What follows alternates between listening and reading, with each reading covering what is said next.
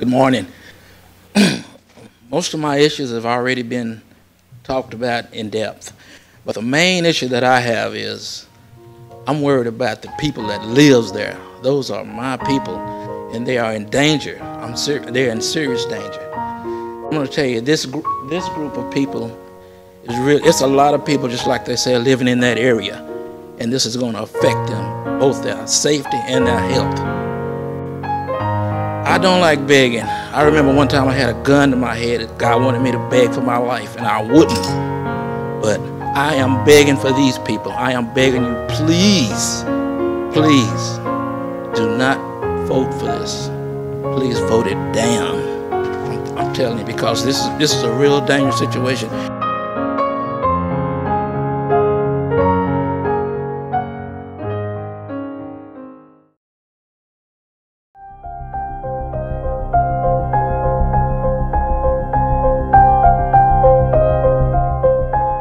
My name is Brent Ryan. I represent Green Group Holdings in 130 Environmental Park, LLC. Commissioner Rowland needs your help. He needs you to turn down this proposal so he can stop being a pawn in a scheme to protect the interests of a handful of people.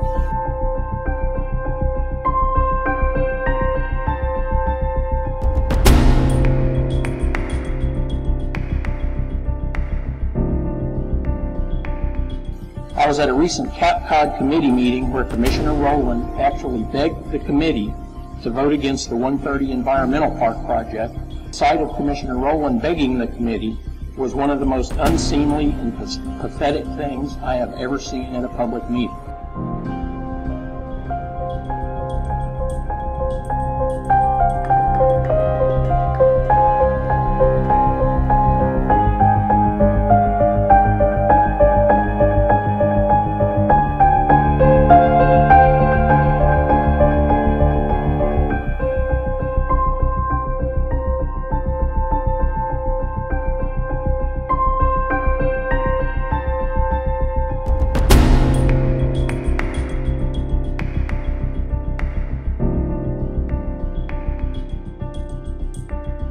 I can say that I've never seen anyone more committed than Green Group Holdings to managing and disposing of solid waste in a manner that protects the environment and minimizes impacts to surrounding properties.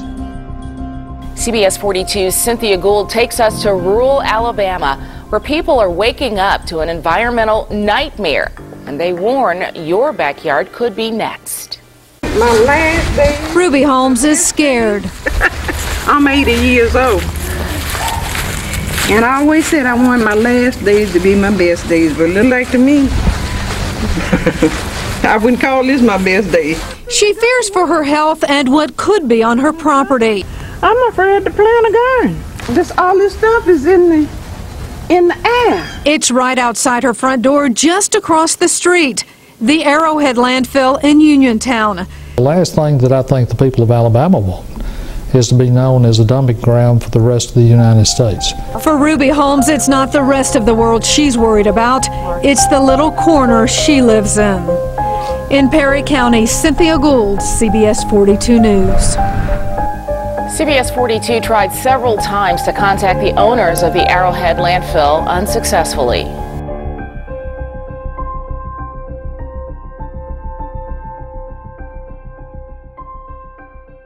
Hi, my name is Carlene James, and I reside in Uniontown, Alabama. I just want to tell you a thing or two about the landfill. It's something that you do not want. Your life is going to be difficult. It's going to be hell living near a landfill. The stink that you get, the noise that you get, and you never know when your waters are contaminated. They'll tell you everything and promise you heaven, but what you're going to get is hell. You won't get information. You won't know what they're bringing in. There's no inspectors to tell you, well, this is being brought in. It could be coming in from anywhere. They will not tell you once you have that landfill. You can't even sell your land. You're just there at the mercy of them. You're going to get promises, but don't pay attention to those promises. All the things that I had as a child that I once had, the plum trees, the grapevines, the fresh vegetables and fruits, they are no more. And if you have children, Think about your children. Think about it. The few dollars you're gonna get is not worth nothing. You gotta deal with this once it's there. So please, please do not let a landfill come into your area. It'll destroy you.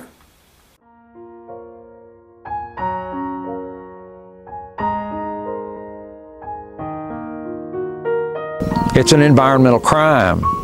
Wathen and others have complained to the EPA and the state. Both gave the coal ash disposal the green light. These are human beings and they have the same rights as anybody in Kingston, Tennessee. Regardless of the color, regardless of the property value of their land, they have the same rights under the Constitution. Why are they being treated differently?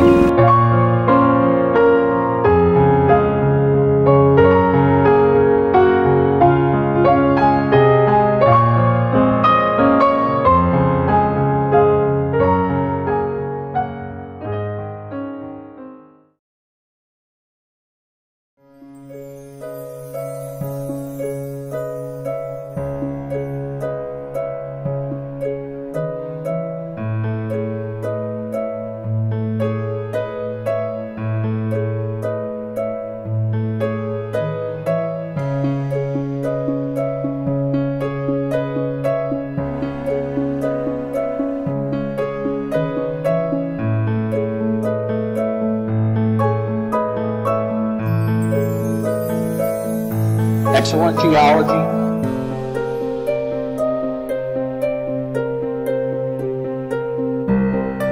a lack of groundwater,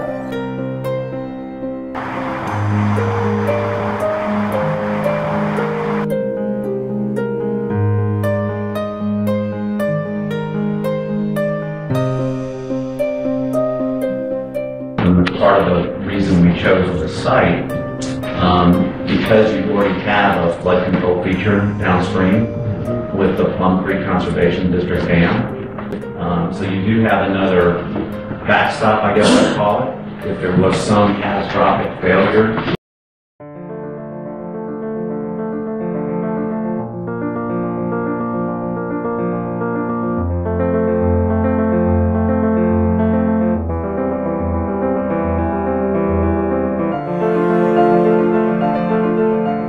Make it clear that you're not going to jeopardize the financial well-being and future economic growth of Caldwell County.